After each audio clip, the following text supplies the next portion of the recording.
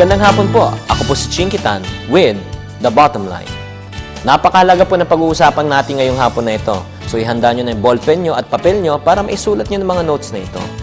Ang pag-uusapan po natin ngayong hapon na ito are the 4 sources of income. 4 na pamamaraan kung paano tayo kumita ng pera.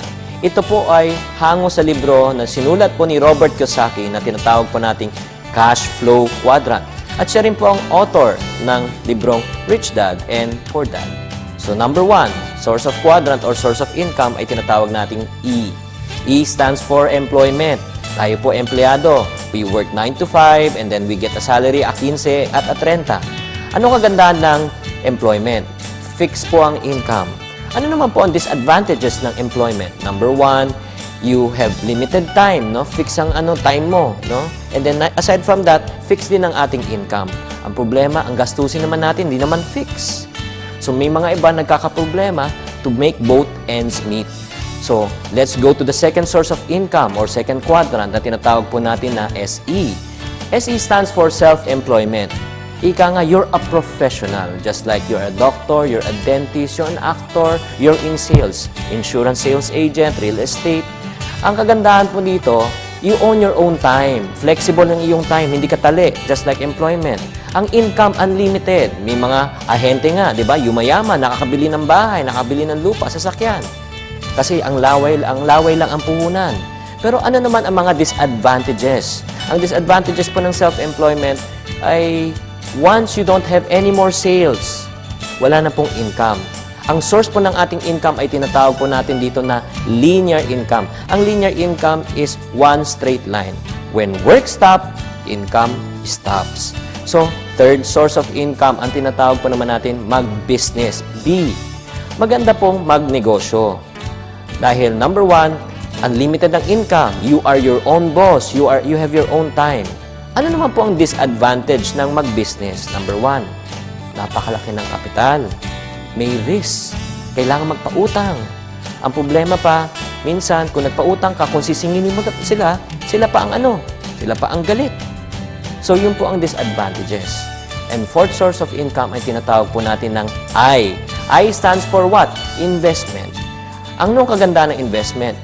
Investment, you allow money and time to work for you. Bibili ka ng bahay at lupa. Or let's say you invest in the stock market. Put your money in the trust fund on time deposit. Kahit di tayo nagtatrabaho, yung pera na linaan natin o ininvest natin kumikita para sa atin. Ano naman po ang disadvantage ng investment? Ang disadvantage naman po, may risk. Minsan, you make wrong decisions like in the stock market. So, we have to remember that there are pros and cons to everything. Kaya napaka-importante kung gusto natin magkaroon ng time and financial freedom. No? Ano dapat nating pasukan? Mag-employment, self-employment, business, and investment. As much as possible, we get our income from 4 sources. Pero karamihan po ng mga milyonaryo, karamihan po naging successful ay nasa business at investment. Pero 90% po ng mga Pilipino ay nasa ang quadrant? Nasa employment and self-employment. So, we should make an extra effort na pumunta tayo sa business at investment. Magnegosyo, katulad na sinabi ni Senator Manny Villar, mag-entrepreneur tayo. The bottom line is, if we want really to gain financial freedom and time freedom, we need to go into business, we need to invest. So again, yung 4 sources of income. Number 1, employment. 2nd, self-employment. 3rd, mag-business. And 4th, mag-invest. And then to end, ito parating sinasabi ng aking parents, no? Once you start making money, kahit na mag-business tayo, mag-invest tayo, ang dami-dami na nating pera. Pero kung hindi tayo marunong mag-ipon, magtipid, at mag-save, wala rin pong halaga ang ating pera. Always remember, pag walang piso, walang 100. Pag walang 100, walang 1,000. Pag walang 1,000, walang 100,000. At pag walang 100,000, wala ring milyon. Ito po si Chinkitan. Maraming salamat po. At susunod na linggo, pag-uusapan po naman natin yung ways to increase our cash flow. Paano po madagdagan ang ating cash flow, yung pagpasok ng ating pera. Abangan niyo po sa susunod na linggo. Maraming salamat po. Chinkitan, The Bottom Line.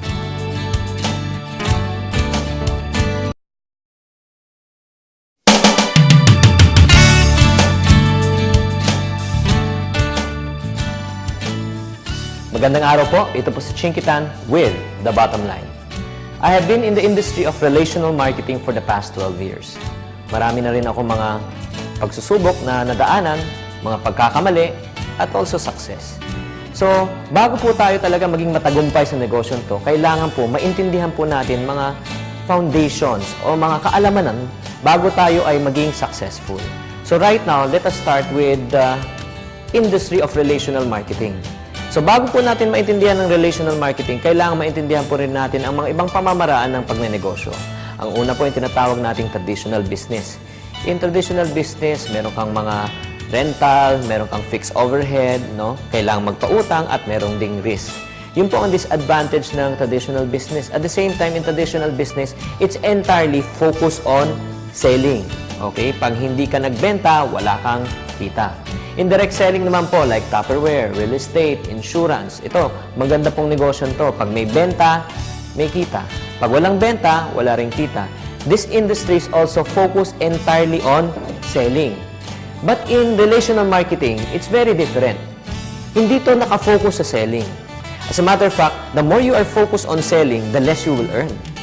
Maybe nagtataka kayo, ano ibig sabihin? Kung mas magaling ako magbenta, mas maliit ang aking kikitain?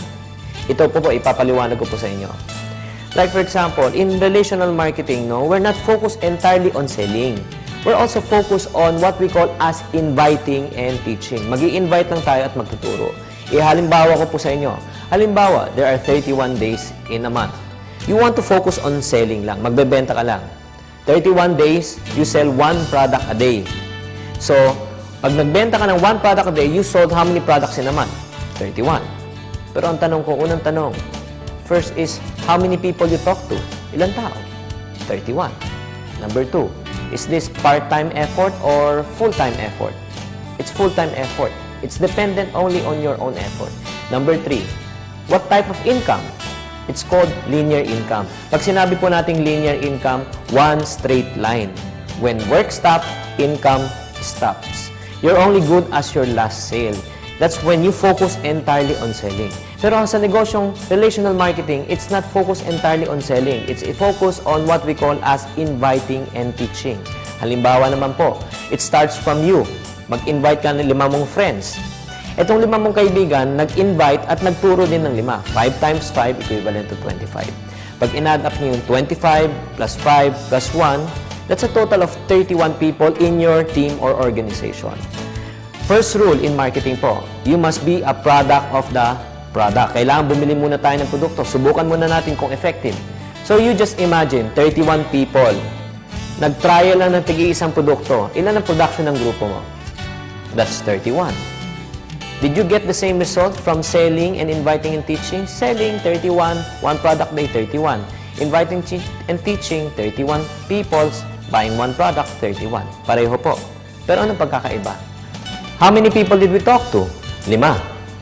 Next, is this part-time or full-time?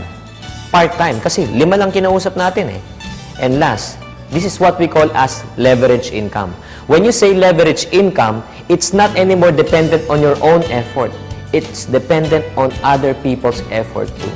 Just like what Henry Ford says, I'd rather have 1% of 100 people's effort rather than 100% of my own personal effort.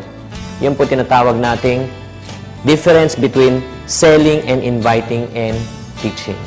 Next, ang question naman ng mga tao, pag sumasali sa ang ganitong negosyo, is, sino yung aking target market? Sino naman maglalabas ng ganung kalaking pera sa hirap ng panahon ngayon?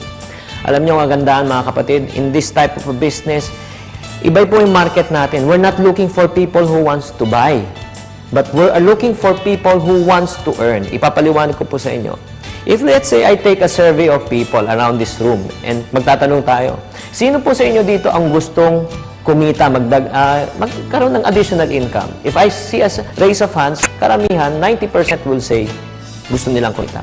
What if I ask the same group of people, sino man po sa inyo dito ang gustong gumastos pagkatapos po ng meeting at pagpapaliwanag ko, bebentaan ko pa kayo? If I ask them to raise of hands, probably mga 5 or 2, kaunti lang. So that only proves 80% of people wants to what? Earn, and only 20% want to spend. Hindi naman sa ayaw nilang gumastos, pero walang budget eh. Walang panggastos. That's the reason why ang kagandahan sa negosyo to. Our focus is not to sell. If your focus is to sell, ang hinahanap mong group ng tao, yung 20%, yung gustong gumastos. Our focus here is to what? Invite and teach. Mag-invite ng tao gustong kumita at turuan din sila kung paano kumita. Malaki bang ating market? Yes, 80%. So, huwag tayong matatakot. Ang target market natin, hindi yung mga gustong bumili, pero yung gustong kumita. And lastly, we have to understand, if you want to become wealthy, you just follow or copy what the wealthy people are doing. Just like itong negosyo to, napakasimple lang. I just copy those people na naging successful. Like, if you want to become a millionaire, you just follow a millionaire just like Ray Kroc. Sino to si Ray Kroc? Ray Kroc is the owner of McDonald's, mga restaurants, no? And hamburger chains worldwide. My question to you, mga kapatid, ano po ang binibenta ni Ray Kroc sa McDonald's that made him a billionaire? Think for a while. A lot of people will say hamburger, French fries, yung mga foods niya. Yes, I do believe. Pero tanungin ko rin po kayo, meron ba kayong mga kamag-anak or mga kaibigan na mas magaling pa rin magluto ng hamburger kaysa kay Ray Kroc o sa McDonald's pero hindi na masingyaman nila? That only proves 50% ng negosyo niya is selling hamburger and French fries. Pero anong pinaka-main business ni Ray Kroc? What's the other 50%? The other 50% is selling the system of what? Franchising. Likewise, in this business of relational marketing. Yes, 50% na binibenta po natin yung products na binibenta, yung minumove po natin. Yung pension, education, and other types of product we are selling in MIB. But the other 50% is selling the system of what? Relational marketing. Ito mong sistema natin is we're not going to invest millions of dollars or millions of pesos. We only invest a few thousand pesos. Pero this is what we call as people franchising.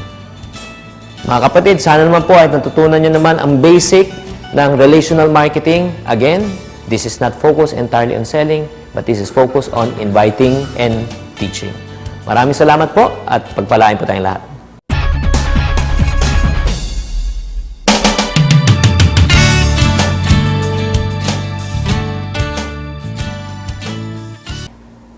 Marami nagsasabi, para tayo maging matagumpay sa ating buhay, kailangan lang ay maging masipag at matyaga. Yes, tama po yun. Pero kailangan din po natin maintindihan na kailangan maging matalino rin tayo. We need to work smart sa panahon ngayon.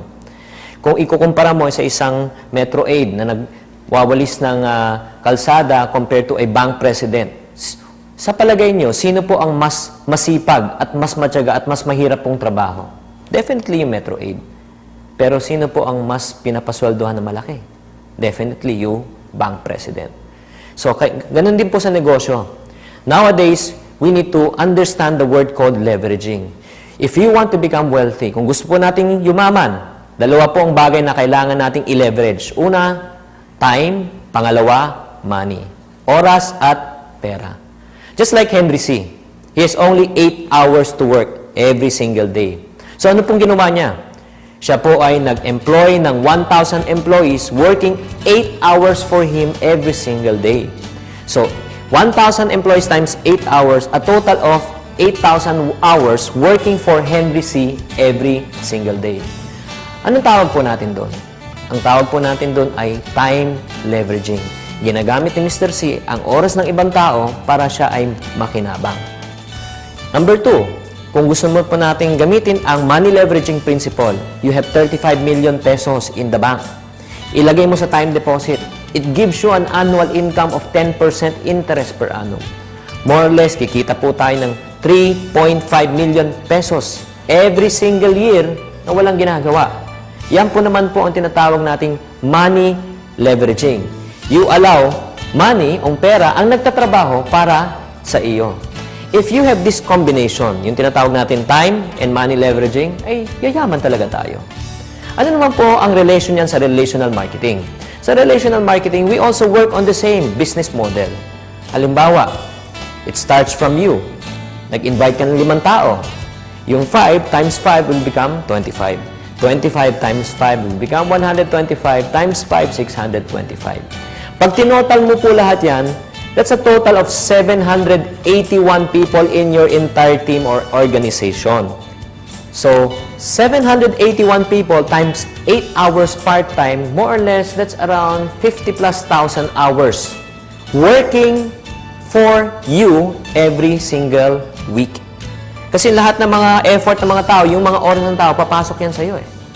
Ang question, makikinabang ba tayo sa relational marketing? The answer is yes. Yan po naman ang tinatawag nating time leveraging. Let's say naman, the same group of people, 781 people, mag-invest po sila ng 10,000 pesos each sa negosyo. 781 people times 10,000 pesos, that's around 7.8 million pesos in terms of your total group sales. In relational marketing, you get a certain profit. Meron tayong porsyento sa buong group. Let's say, bigyan tayo ng kumpanya ng 10%. Ano naman po ang 10% ng 7.8 million? 10% of 7.8 million is 780,000.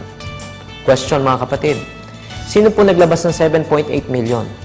Kayo? O lahat tayo naglabas ng tigta 10,000, ginup natin, naging 7.8 million. Hindi tayo nagpautang, wala tayong risk. But the difference is, you get a certain percentage sa buong group. Imagine nyo po, 10,000 ang linabas mo, ang bumalik sa atin is how much? 780,000 pesos. Yan naman po tinatawag nating money leveraging. Let me ask you right now, if you have these two things working for you, time and money leveraging, will you become rich just like Henry C? Yes. So that's the reason why mga kapatid, there's a lot of wrong perception, especially when you talk to traditional business people. Pag kinausap mo sila, o mag-i-invest ka ng 10,000, pwede kang maging milyonaryo dito, hindi sila maniniwala. Pero pag pinaliwanag po natin tong time and money leveraging, I'm sure maiintindihan po ninyo ang negosyong relational marketing.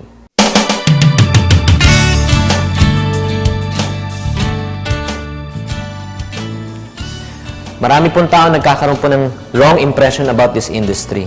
Maraming ayaw sumali sa ganitong negosyo. Bakit? Sinasabi niya na yung mga tao lang sa tuktok ang kumikita, yung mga tao na sa ilalim ay hindi pong kumikita. That's a wrong perception. Halimbawa, ipapaliwanag po. Just like Henry C., the owner of Shoemart, remember, he hired 1,000 employees, nagtatrabaho para sa kanya. My question is, will the 1,000 employees under him have an opportunity na kumita na mas maraming pang pera o malaki pang pera kay Mr. Henry C.? Definitely, the answer is no. Because he's the boss, he's the owner, and no one can make more money than the owner. Unlike in relational marketing, the one on top, yung nag-invite po sa inyo, yung sponsor nyo, will not necessarily make more money than you. Halimbawa po,